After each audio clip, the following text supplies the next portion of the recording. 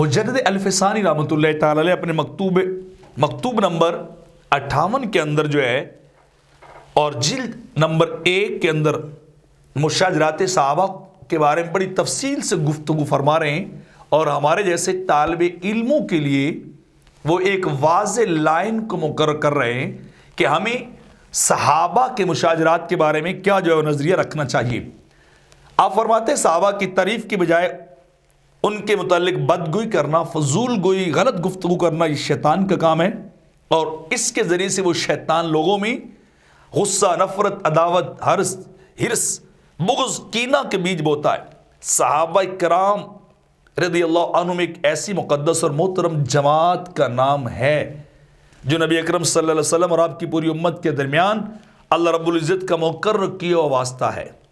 وہ اتنی عظیم جماعت ہے، اس کے بغیر نہ قرآن ہاتھ میں آ سکتے، یعنی صحابہ کی جماعت کے بغیر، صحابہ کے بغیر نہ قرآن کا بیان جسے ہم سنت و حدیث سے تعبیر کرتے ہیں وہ آ سکتا ہے۔ اللہ رب العزت نے صحابہ کو خیر امت اور امت وسط کے لقب سے نوازا ہے، اور نبی اکرم صلی اللہ علیہ وسلم نے ان کو یہ ڈیوٹی اور ذمہ داری دی تھی کہ بلغوا انی ولو آیات، ایک ایک لفظ میری طرف سے تمہیں لوگوں کو پہنچا دینا چاہیے، ایک ایک آیت پہنچا دینی چاہیے۔ بلکہ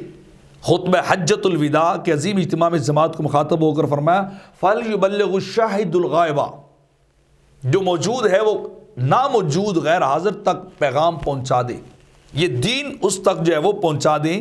تو اس کا نتیجہ یہ تھا کہ صحابہ اکرام رضوان اللہ علیہم اجمعین نے آپ کی تمام تعلیمات کو پوری دنیا میں پھیلایا، اپنی پرواہ نہیں کی، خاندانوں کی پرواہ نہیں کی، اپنی خواہش شوق کو نہیں دیکھا، بلکہ اللہ اور اس کے رسول کے حکم اور فرمان کو دیکھا، اور پوری دنیا کے اندر جو ہے وہ پھیل گئے۔ تو وہ تعلیمات پھیلائیں جو سرکار نے ان کے ذمے لگائیں، اور انہوں نے اس ذمہ داری کا حق پورا ادا کیا۔ ہر صحابی نے، یہ وقت کے مجدد کہہ رہے ہیں، یہ دوسرے ہزاریے کے روحانی امام جو ہیں وہ کہہ رہے ہیں کہ انہیں پورا حق ادا کیا۔ اور پھر آپ آگے نقل کرتے ہیں امام عبداللہ بن مبارک کا قول کہ حضرت معاویہ اور حضرت عمر بن عبدالعزیز ان سے پوچھا گیا، یعنی حضرت عبداللہ بن مبارک سے پوچھا گیا سیدنا میرے معاویہ اور عمر بن عبدالعزیز میں سے افضل کون ہے؟ تو جواب ذرا سنیے انہوں نے کیا کہا۔ تو انہوں نے جواب یہ دیا کہ اللہ کی قسم، رسول اللہ صلی اللہ علیہ وسلم کی معیت میں حضرت معاویہ رضی اللہ تعالیٰ عنہ کے گھوڑے کی ناک کی غبار بھی عمر بن عبدالعزیز سے 1000 گنا افضل ہے۔ امیر معاویہ رضی اللہ تعالیٰ عنہ کے گھوڑے کی ناک میں جو مٹی گرد پڑی وہ عمر ابن عبدالعزیز سے جو ہے وہ کیا ہے، وہ آپ کہہ رہے ہیں کہ وہ 1000 بار افضل ہے۔ اور اگلا قول سنیے کہ حضرت معاویہ نے رسول اللہ صلی اللہ علیہ وسلم کے پیچھے جو نمازیں پڑھی اور آپ نے صرف یہ کہا نا سمی اللہ لمن حمیدہ